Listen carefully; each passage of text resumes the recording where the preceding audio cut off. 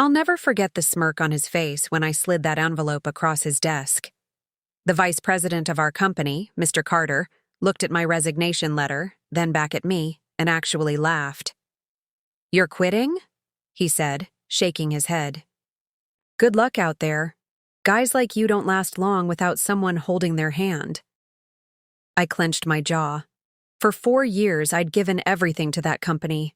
I worked nights, weekends, holidays, all for the promise of moving up, of being recognized for my hard work. But instead of promotions, I got lectures. Instead of raises, I got crumbs. And instead of respect, I got Carter. He was the kind of boss who thrived on power. He'd strut around the office in his overpriced suits, barking orders, taking credit for other people's work, and belittling anyone who dared question him. For years, I bit my tongue. I told myself, just work harder. One day they'll see your value. But one day never came. The breaking point came during a major project I led, an account so big it could make or break our quarter. I poured everything into it. Sleepless nights, endless calls, endless revisions. And when the deal finally closed, bringing millions into the company, guess who stood on stage taking the credit? Not me. It was Carter, smiling, shaking hands, saying things like, "This was a team effort, but I made sure it got across the finish line." That night I sat alone in my apartment staring at the ceiling, and I knew I was done. I spent weeks planning, not just how to resign, but how to walk away with something he couldn't take from me. See, Carter thought he owned me. He thought the company owned me. But what he didn't realize was that relationships, the trust I'd built with clients, belonged to me. So when I handed in that resignation letter, I wasn't just leaving. I was taking every ounce of value I had brought to that company with me. And Carter had no idea. He leaned back in his chair, still laughing. "So, what are you going to do now, Michael? Go work for a competitor? They won't touch you. You're not VP material. You're a worker bee." I smiled politely. "You'll see." Over the next 2 weeks, as I wrapped up my exit tasks, I made sure to call every client I had ever built a relationship with. Not to poach them outright. No, that would be too obvious. I just let them know I was leaving, thanked them for trusting me, and told them I was excited about what I was building next. And they listened. Because they knew me. They didn't know Carter. They didn't trust Carter.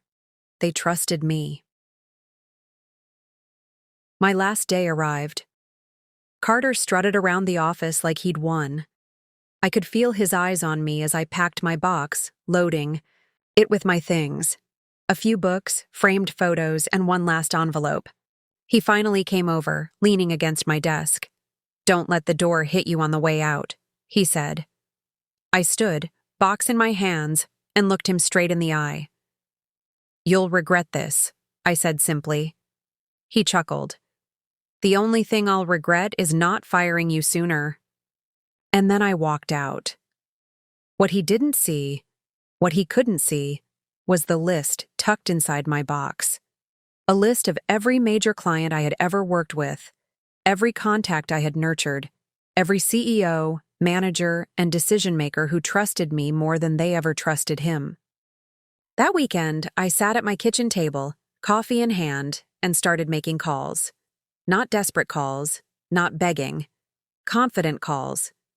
I told them about my new venture, my own firm, smaller, leaner, built on personal trust, not corporate arrogance. The response floored me. "Michael, we've been waiting for you to do this. We only stayed with that company because of you. Tell us where to sign." Within a month, I had clients lined up.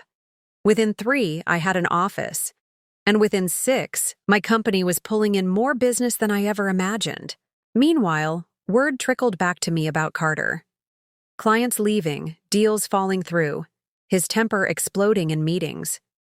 He couldn't understand why the empire he thought he controlled was crumbling. I knew why. Because he had laughed when I resigned. Because he had underestimated me. Because he thought people were loyal to the company when really, they were loyal to me. One evening, almost a year later, I ran into him at a conference. He looked thinner, stressed, with lines on his face that hadn't been there before. He spotted me across the room, and I swear, for the first time, I saw fear in his eyes. "Michael," he said, forcing a smile, "I hear you're doing, well." I just nodded. Better than ever. He tried to hide it, but I saw the bitterness in his expression. The realization that he had laughed at me, dismissed me, and in doing so had created his own downfall. I didn't rub it in.